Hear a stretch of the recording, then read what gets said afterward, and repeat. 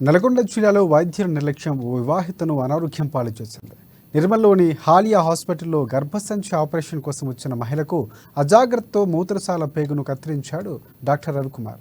ఇక తప్పిపుచ్చేందుకు సంవత్సర కాలంగా మహిళకు ఇబ్బందులు గురి చేస్తున్నారు. అయితే మహిళ తీవ్ర అనారోగ్యానికి గురవడంతో బాధితులు ఆసుపత్రి ముందు ధర్నా నిర్వహించారు. గత 4 ఏళ్లుగా లింగ నిర్ధారణ పరీక్షలు చేస్తున్నాడంటూ బాధితురాలు బోరుమంది.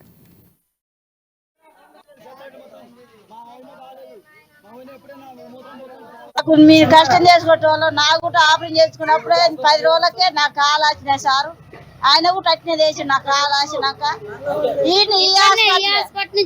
హాస్పిటల్ చేయించుకున్నాక 20 రోజులకు నన్ను అక్కడ పంపించారు సారు. తిరుచి హాస్పిటల్ పంపి 2 లక్షలు అయినాయి సారు. ఆపరేషన్ పడుతుంది అని చెప్పింది. క్యారింగ్ తీపిస్తే ఇక్కడ లేడీస్ డాక్టర్ చూసింది. అయితే ఏదైనా ప్రాబ్లం ఉంటే స్కానింగ్ లో అవుపియాలి చెప్పాలి. డాక్టరేగా మాకేం చెప్పలే.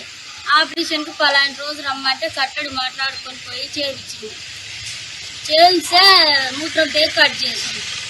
పైపు 2 నెలలు ఉంచాలమ్మా అన్నాడు. మూత్రం 3 నెలలు అట్టే.